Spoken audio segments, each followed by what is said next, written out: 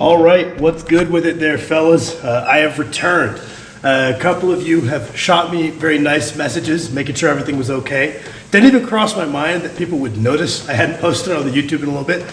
That was very sweet of you guys. I appreciate that. Just a long week.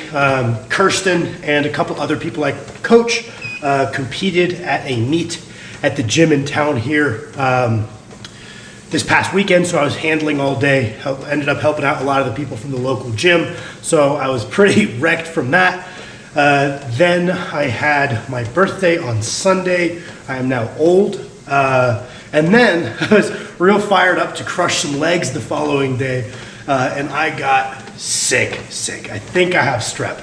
I'm not much of the going to the doctor type, so that is completely self-diagnosed, but I train in my home gym. I'm not putting anybody at risk.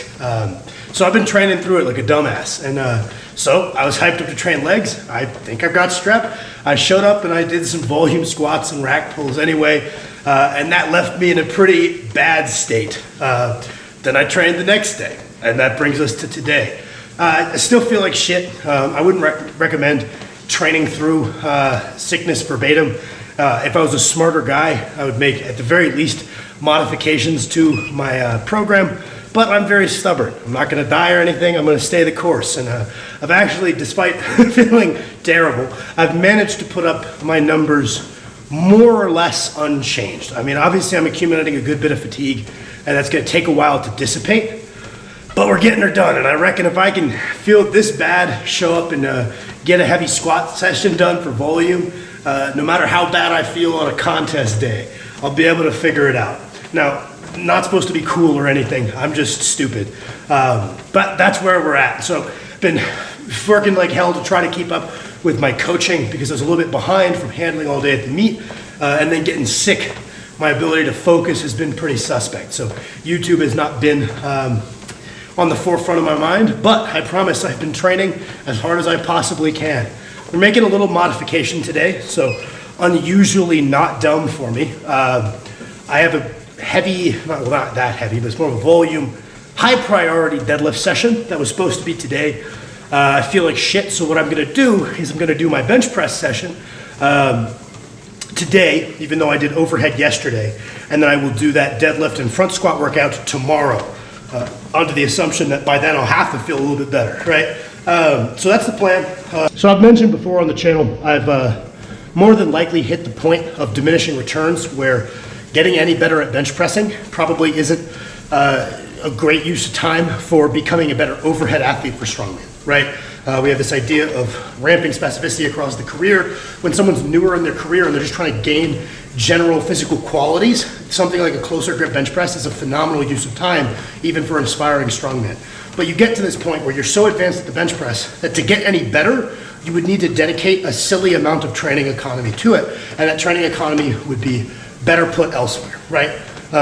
There are a few exceptions, but for the most part of elite super heavyweight strongmen, you see most of them topping out kind of mid fives is a very common number. I know that's like where the Stoltman brothers are at. I believe Big Z said he never went over like 550.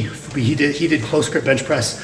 You know, you have the odd exception, such as like Eddie Hall, but for the most part, you get to this point of diminishing returns where maybe that training economy would be better suited, spent doing something that looks a little bit more like something you will actually do in competition. And I've certainly reached that point. I don't think bench pressing is gonna make me any better overhead at this point.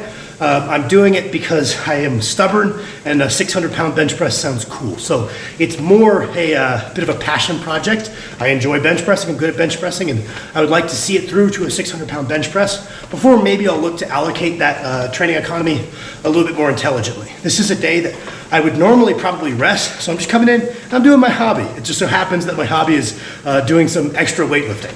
So that's, right now, I can talk myself into dedicating 1 day a week into working on developing my bench press. I had backed off of it because that was the smart thing to do, but we're getting back into it just because 600 sounds cool. And I can't say that's something that I would like to do and then not be doing the work to try to chase it down. So it's like, you know what, I can spare 1 day a week where I come in, it's not that systemically fatiguing, and I can start putting in work towards that. And it's been very cool to see, as expected. My bench press has been retraining very quickly. I've been able to add weight each week. I'm following a relatively simple progression for the time being of working up to a progressively heavier single each week, kind of just using my own intuition to pace those out correctly. And then for the first 4 weeks, I'm taking 75. I don't know if I mentioned this in the video. If I did, I apologize. But I'm taking 75% for 3 sets of RPE 7 to 8. Then the following 3 weeks, I'm gonna continue with the single and then take my back off at 80% of that top single, and then 85 to 90 for the final 3 weeks. Again, 2 to 3 sets at RPE 9 towards the end. That's kind of the plan right now. It's not something I would probably run indefinitely, but it's been a very effective progression scheme to run in this retraining phase. It's something I've used in a retraining context a whole heck of a lot of times, and sometimes I will use it with my athletes if they're the ones that have a bit more training experience under their belt, and I trust their ability to pace out their singles correctly. That way they're not, 3 weeks in and they're reaching a true RPE 12 single, and there's not really anywhere to go from there but backwards. If I trust their ability to pace it out in that retraining setting, it's something I will often use, is say, hey, let's just look for a progressive training single. You know what the single should look like in the hypertrophy phase, not maximal, maybe centering around RPE 7-ish. And by the end, we're looking to reach towards a true maximum, accounting for that rate that we're retraining. And an experienced athlete usually will be able to pace those out quite well. And then we'll just take a percentage of that top single. It's something I'll throw in there. It's not the most common progression scheme I'll use, but it is something that I have definitely used more than a few times. Yeah! Yes, sir. Going down! 3-6 Mafia! Mafia! What the world been waiting on, man?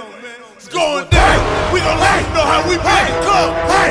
Right! Goose got me loose, go on patrol. Money in my pocket and I'm all up in this zone line. Ooh, I'ma act a damn fool! Yeah!